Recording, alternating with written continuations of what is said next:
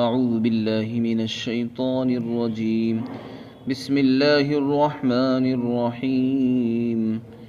قل يا عبادي الذين آمنوا اتقوا ربكم للذين أحسنوا في هذه الدنيا حسنة وأرض الله واسعة إنما يوفى الصابرون أجرهم بغير حساب. قل إني أمرت أن أعبد الله مخلصا له الدين وأمرت لأن أكون أول المسلمين. قل إني أخاف إن عصيت ربي عذاب يوم عظيم. قل الله أعبد مخلصا له ديني فاعبدوا ما شئتم من دونه. قل إن الخاسرين الذين خسروا أنفسهم وأهليهم يوم القيامة ألا ذلك هو الخسران المبين. لهم من فوقهم ظلل من النار ومن تحتهم ظلل ذلك يخوف الله به عباده يا عباد فاتقون. اے پیغمبر صلی اللہ علیہ وسلم، آپ کہہ دیجئے کہ اے میرے وہ بندو جو ایمان لے کر آئے ہیں، تم اپنے رب سے ڈرو اور اپنے دلوں میں تقوی پیدا کرو۔ اس دنیا میں نیک کام کرنے والے اور اچھے کام کرنے والوں کے لیے ہی بھلائی ہے، اور اللہ کی زمین بہت وسیع ہے، اور جو لوگ صبر کرتے ہیں ان کو ان کا اجر و ثواب بغیر حساب کے پورا پورا دیا جائے گا۔ اور آپ یہ بھی فرما دیں کہ مجھے اس بات کا حکم ملا ہے کہ میں اللہ کی عبادت اس طرح کروں کہ اپنی بندگی کو خالص اسی کے لیے کرنے والا بنوں، اور مجھے اس بات کا بھی حکم دیا گیا ہے کہ میں سب سے پہلا اس مسلمان بن جاؤں، اور مجھے اس بات کا حکم ملا ہے کہ میں ایک بڑے دن کے عذاب سے ڈرتا رہوں اور اسے اندیشہ رکھوں اگر میں اپنے رب کی نافرمانی کروں۔ اور آپ یہ بھی کہہ دو کہ میں اللہ ہی کی عبادت اس طرح کرتا ہوں کہ میں اپنی بندگی کو اللہ ہی کے لیے خاص کرنے والا ہوں، اور تم اللہ کے سوا جس کی چاہو عبادت کرو۔ اور آپ یہ بھی فرما دو کہ نقصان کرنے والے اور خسارے والے وہ لوگ ہیں جنہوں نے اپنی جانوں کا نقصان کیا ہے اور جنہوں نے قیامت کے دن اپنے اہل و عیال کا نقصان کر بیٹھے۔ خبردار، یہی سری اور کھلا ہوا نقصان اور خسارہ ٹوٹا ہے، اور ان لوگوں کے لیے ان کے اوپر کی طرف سے بھی آگ کے شعلے ہوں گے اور ان کے نیچے کی طرف سے بھی آگ کے شعلے ہوں گے۔ یہ وہ چیز ہے اللہ تعالیٰ جس چیز سے اپنے بندوں کو ڈراتا ہے۔ اے میرے بندو، تم مجھ سے ڈرو۔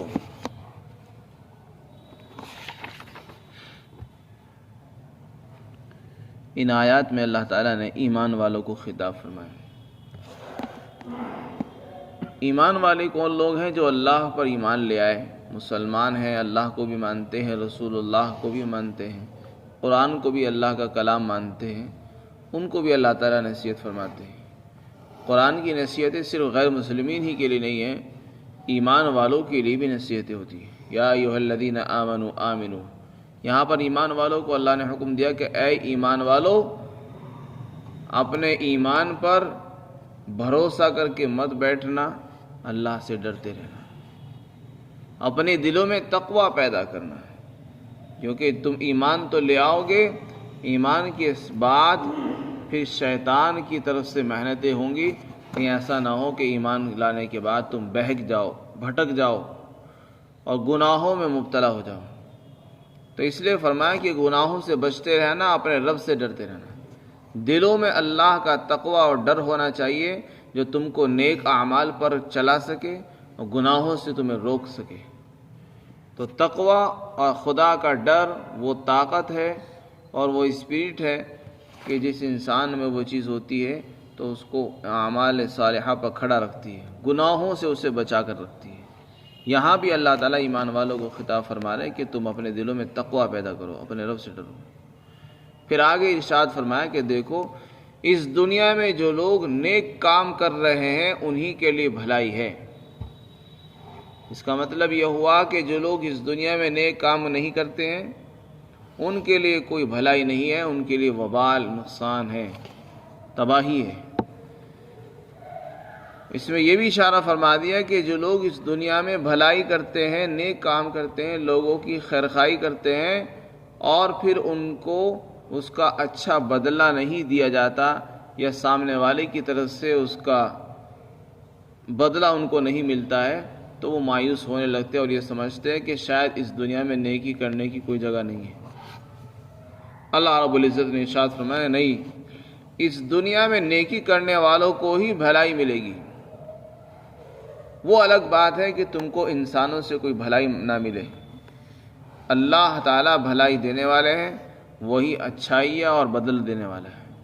ہمیں تو بھلائی کرنی ہے اور بدلہ اللہ سے لینا ہے۔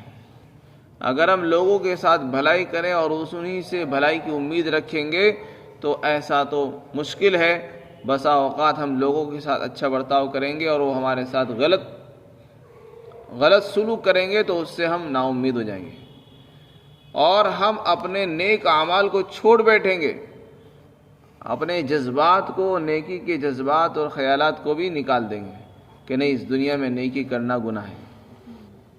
اللہ رب العزت فرماتے ہیں، نہیں، اس دنیا میں نیکی کرنے والوں کے لیے بھلائی اور نیکی ہے۔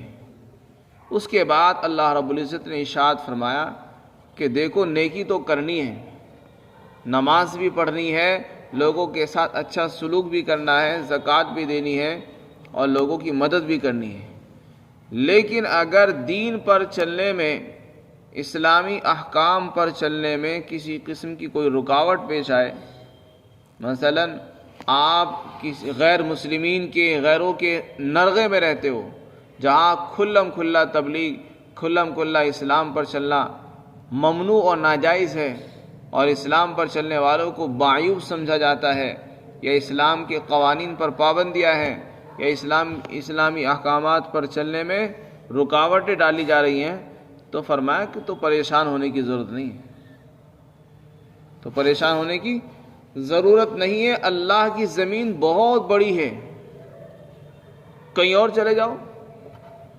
یہ کیا ضروری ہے کہ آپ جہاں پیدا ہوئے تو مرتے دم تک وہیں ہمیں رہنا ہے؟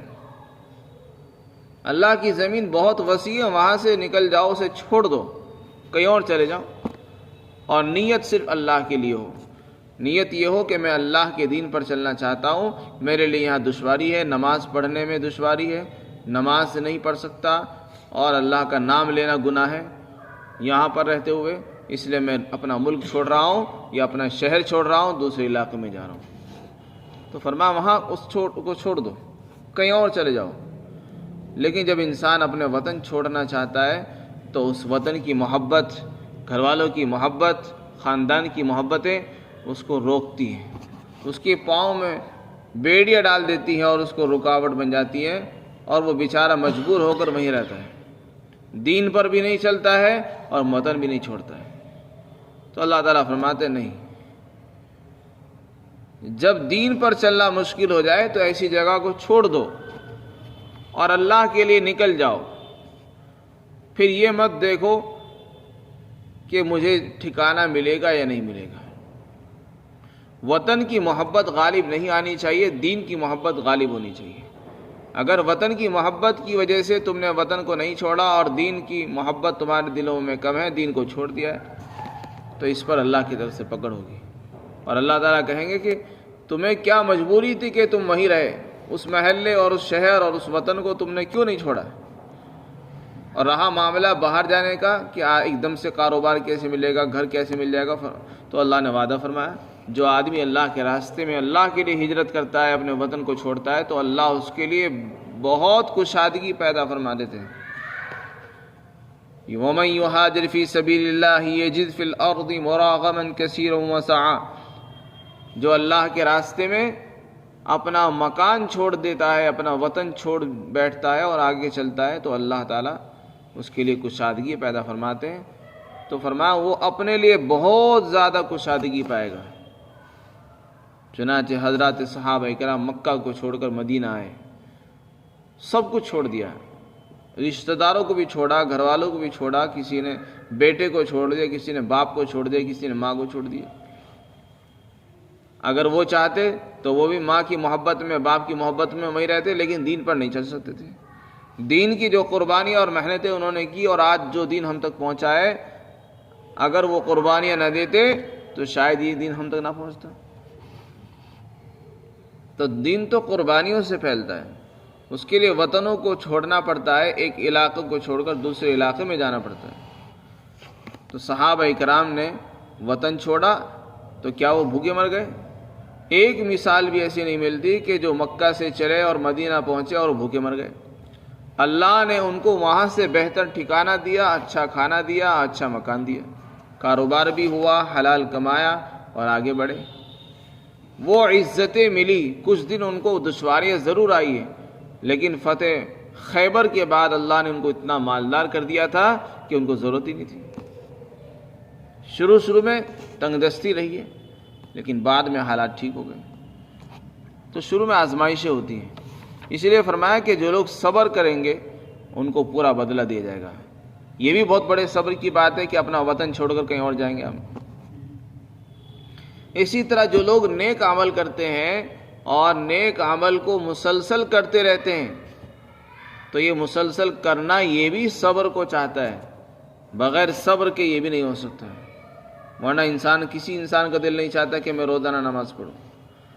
تو جو آدمی نماز پڑھ رہا ہے اس کا مطلب یہ ہے کہ وہ بہت کچھ برداشت کر کے نماز پڑھ رہا ہے، وہ اپنی بہت ساری قربانیاں بھی دے رہا ہے، اپنی بہت ساری خواہشات کو قربان کر کے چھوڑ کر اللہ کے دربار میں آ رہا ہے، تو اس کی بڑی قربانی ہے اور اس میں صبر داخل ہے۔ تو فرمایا ایسے لوگوں کو ان کا بدلہ اللہ بغیر حساب و کتاب کے دے گا، بلا حساب دے گا۔ پھر رسول اللہ کو خطاب فرمایا کہ آپ ان کے درمیان یہ اعلان کرو کہ مجھے میرے رب نے اس بات کا حکم دیا کہ جب میں عبادت کروں تو میری عبادت خالص اللہ کے لیے ہونی چاہیے، اس میں کسی اور کی شرکت، نیت کسی بھی بہانے سے نہ ہو۔ جیسے کہ لوگ کرتے ہیں، عبادت اللہ کی کرتے ہیں اور ساتھ میں کسی اور کو بھی شریک کر لیتے ہیں کہ نہیں ہم تو وہاں اس لیے جاتے ہیں، ہم تو یوں جاتے ہیں اور یوں جاتے ہیں، تو مختلف نیتیں دوسروں کی کر لیتے ہیں۔ قبر والوں کے پاس بھی جاتے ہیں، بتوں کے پاس بھی جاتے ہیں اور ان سے بھی مرادیں مانگتے ہیں اور ارادے اور نیتیں بدلتے رہتے ہیں کہ ہماری تو یہ نیت یہ نہیں تھی، ہماری نیت یہ نہیں تھی۔ اللہ تعالیٰ نے فرمایا کہ عبادت تو صرف اللہ کا حق ہے اور عبادت اللہ ہی کے لیے ہونی چاہیے، بندگی کسی اور کو نہیں ملنی چاہیے۔ دوسرا حکم یہ دیا کہ آپ یہ کہو کہ میں سب سے پہلا مسلمان بنوں، اللہ نے مجھے حکم دیا۔ چنانچہ اس امت میں سب سے پہلے مسلمان اگر کوئی ہے تو وہ رسول اللہ ہے، کیونکہ اللہ تعالیٰ نے آپ کو نبی بنایا تو سب سے پہلے آپ ہی مسلمان بنے، اس کے بعد اور لوگ مسلمان ہوئے۔ اور اس میں یہ بھی اشارہ فرما دیا کہ نبی صرف اس بات کا ذمہ دار نہیں ہے کہ بس اوروں کو سنا دے، احکام پہنچا دے اور لوگوں کو کہے تم لوگ نماز پڑھو، مسلمان ہو جاؤ، بس اسلام لے آؤ۔ نبی خود عمل کرنے کا پابند نہیں ایسا ہے۔ نبی بھی خود مخاطب ہوتا ہے اپنے دین پر چلنے کا، جو دین نبی لے کر آتا ہے اس دین پر چلنے کا نبی بھی پابند ہے۔ چنانچہ رسول اللہ صلی اللہ علیہ وسلم خود بھی مسلمان ہوئے، خود بھی نماز پڑھتے تھے، خود بھی دین پر اپنی ذات کے اعتبار سے چلتے تھے اور دوسروں کو بھی چلنے کا حکم دیا کرتے تھے۔ اس سے یہ سبق ملا ہے کہ جو آدمی دوسروں کو دعوت دے تو اس کو اپنی دعوت پر خود بھی عمل کرنا چاہیے۔ صرف لوگوں کو دعوتیں دینا، بیانات کرنا، بڑی بڑی باتیں کرنا اور خود عمل سے خالی رہنا، اس سے دعوت میں اثر اور جان نہیں پیدا ہو سکتی ہے۔ پھر تیسرا حکم یہ ارشاد فرمایا کہ آپ ان سے یہ کہو کہ دیکھو اگر میں اپنے رب کی نافرمانی کروں، ویسے تو نبیوں سے یہ بات ممکن نہیں ہے کہ وہ اللہ کی نافرمانی کریں، لیکن پھر بھی فرمایا اللہ کا جو قانون ہے وہ نبی کے ساتھ بھی برابر ہے، یعنی اگر نبی بھی غلط چلے تو نبی کی بھی پکڑ ہوگی۔ تو جب نبی کی بخشش نہیں ہے تو عام انسانوں کو سوچنا چاہیے تو ہمارا تمہارا کیا حال ہوگا۔ فرمایا نبی علیہ السلام کی زبانی کہا جا رہا ہے کہ ان سے آپ یہ کہو کہ اگر میں بھی نافرمانی کروں اللہ کی تو مجھے بھی بڑے دن کا اندیشہ ہے، مجھے اللہ کے بڑے دن کے عذاب کا ڈر ہے کہ میری پکڑ ہو جائے گی۔ حالانکہ نبی گناہ نہیں کر سکتے، لیکن پھر بھی انسانوں کو سنایا جا رہا ہے کہ جب نبی کے ساتھ اللہ کا یہ معاملہ ہے، نبی کی بخشش نہیں ہوگی اگر انہوں نے گناہ کر دیا، تو پھر عام انسانوں کا کیا حال ہوگا۔ ان کو تو گناہوں سے اور زیادہ بچنا چاہیے۔ پھر چوتھا حکم ارشاد فرمایا کہ آپ ان سے کہو کہ میں تو اللہ ہی کی عبادت کرتا ہوں اور اپنی بندگی کو خالص اللہ کے لیے کرنے والا ہوں، اور ان سے کہہ دو تم اللہ کو اگر نہیں مانتے نہ مانو، اللہ کو چھوڑ کر تمہاری جو مرضی آتی کرو، جس کی چاہے عبادت کرو۔ اس کا یہ مطلب نہیں کہ یہاں ان کو شرک کرنے کا حکم دیا جا رہا ہے، نہیں، ان کو ان کے حال پر چھوڑا جا رہا ہے کہ جب تم نہیں مانتے نہ مانو، اپنے حال پر رہو۔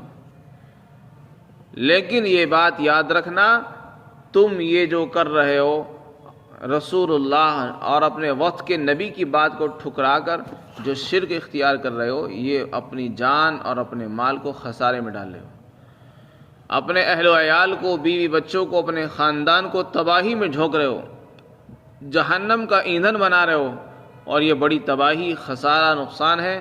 اس سے بڑا نقصان کچھ نہیں ہو سکتا۔ دنیا میں رہتے ہوئے کہ انسان کی اولاد چلی جائے، چھوٹا سا نقصان ہے، پیسے کھو جائیں، مال چلا جائے، کسی کا گھر گر جائے، مکان گر گیا، تو یہ بھی نقصان ہے، لیکن چھوٹا نقصان ہے۔ اگر کسی کا مکان گر جائے گا تو دوبارہ بنا لے گا۔ لیکن آخرت میں اگر کوئی آدمی بغیر ایمان کے پہنچ گیا، وہاں جو ہمیشہ کی جو جہنم ملے گی اور ہمیشہ کا نقصان ہوگا، اس کی کوئی بھرپائی تلافی نہیں ہو سکتی، وہ بڑا نقصان ہے۔